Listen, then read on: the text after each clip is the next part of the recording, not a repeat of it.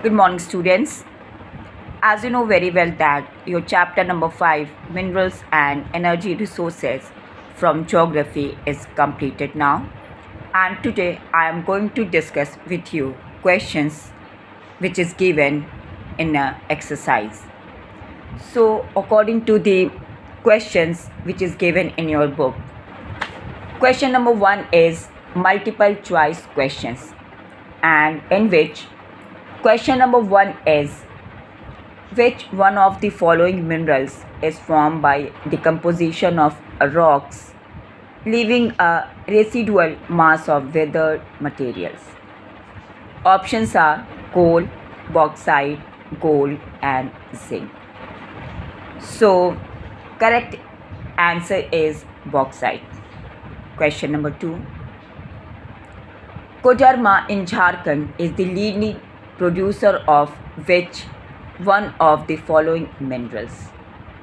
Answer is mica.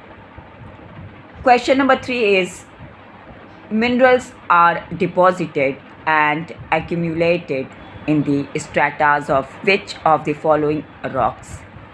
Options are sedimentary rocks, metamorphic rocks, igneous rocks, and none of the above. So correct answer is sedimentary rocks. Okay.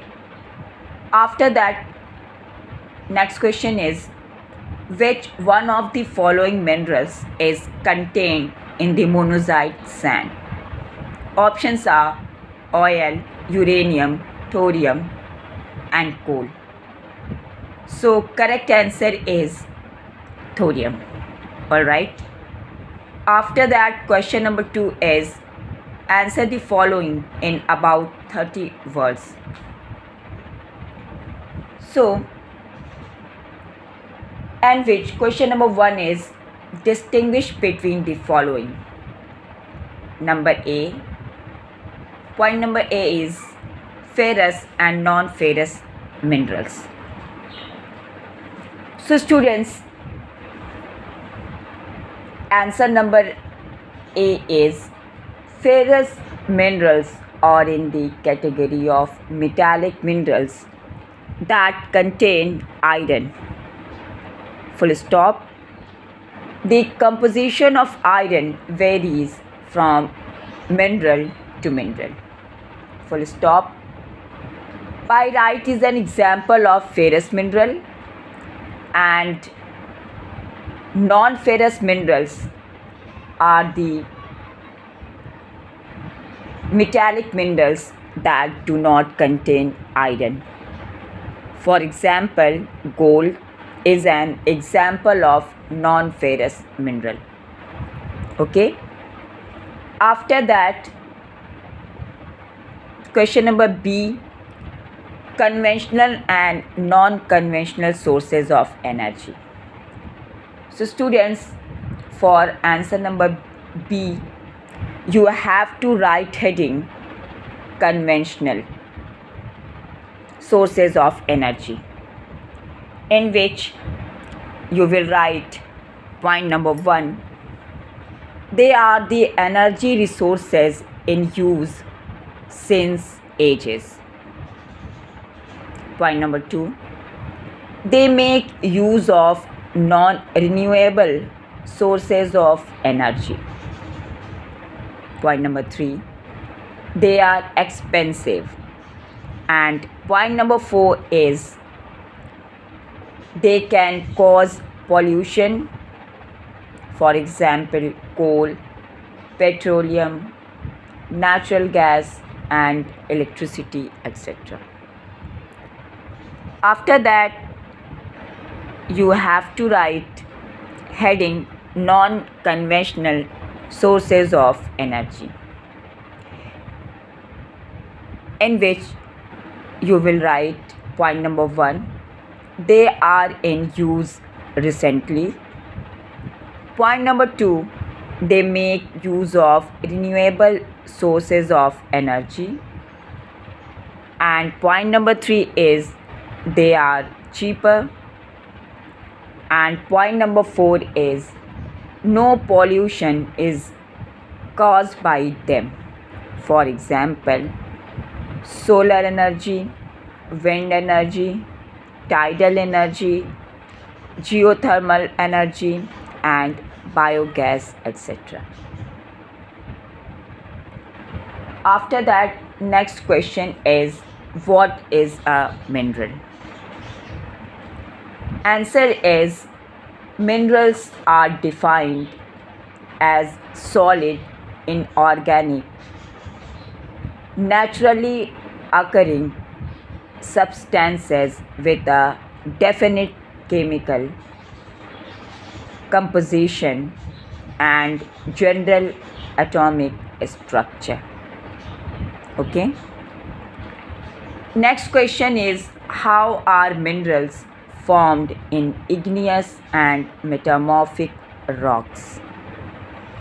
Answer is, minerals generally occur in igneous and metamorphic rocks, full stop. In most cases, comma, they are formed when minerals in liquid or molten and gaseous forms are forced upward through cavities towards the earth's surface, comma. They cool and solidify as they rise in the cracks and crevices, comma, faults or joints, full stop. The smaller occurrences are called veins and the larger are called lodes. Okay. Next question is, why do we need to conserve mineral resources? Answer is, in which you will write point number 1. Mineral resources form about 1% of Earth's crust and require millions of years to form, comma. Therefore, are finite and non-renewable in nature. Point number 2 is, the continued extraction of ores will lead to increase in cost as extraction comes from greater depths. Point number 3, there is also a decrease in quality along lower depth. All right. After that, question number 3 is, answer the following questions in about 120 words, in which question number 1 is, describe the distribution of coal in India. So, answer is, point number 1, coal in India is most abundantly abundantly available fossil fuel, full stop. Point number 2, it provides a substantial part of nation's energy needs, full stop. Point number 3, it is used for power generation, comma, to supply energy to industries as well as for domestic needs, full stop. Point number 4, India is highly dependent on coal for meeting its commercial energy requirements, full stop. Point number 5, there are 4 types of coal found on the basis of carbon content in it, full stop. They are peat, comma, lignite, comma, bituminous and anthracite, full stop. Point number 6, in India, coal occurs in series of two main geological ages, comma, namely Gondwana, comma, a little over 200 million years in age, and in tertiary deposits which are only about 55 million years old. Full stop. Point number 7. Coal known as Gondwana coal and is found in the Damodar Valley, comma, situated in Bengal and Jharkhand region. Full stop. Jharia, Raniganj, comma, Bokaro are important coal fields, while Godavari, comma, Mahanadi, comma, Son and Varda valleys also contain coal deposits. Full stop. Point number 8 is tertiary coal occurs in the northeastern states of Meghalaya, Assam, and Arunachal Pradesh and Nagaland also. Alright. After that, next question is, why do you think that solar energy has a bright future in India? Answer is point number 1. India is a tropical country and therefore receives large amount of sunlight, comma, which can be used for solar energy. Point number 2.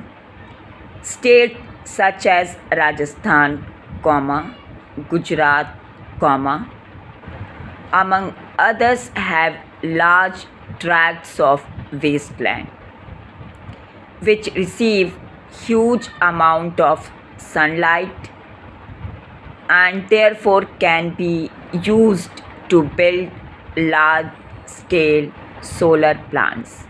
Full stop. Point number 3 is, there has been an increased investment from the private sector and foreign direct investment into solar power technology, comma, thereby reducing pricing of per unit electricity produced. Full stop. Point number 4. The government has subsidized the use of solar water heaters, comma, solar lights, comma, which has increased their uses in high altitude regions such as Ladakh, among others. And point number 5 is, there has also been a shift in government planning towards renewable sources of energy, among which solar power has been priorities. Alright. So students, here your questions which are given in exercise is completed now. Complete your work in your fair copy, and if you have any confusion then contact to me. But students, be careful. You have to prepare very well which is given in your book. Alright, and you have to make all those maps in your fair copy also. On the basis of that 4 marks map, I will give you marks. Okay? Thank you and have a nice day.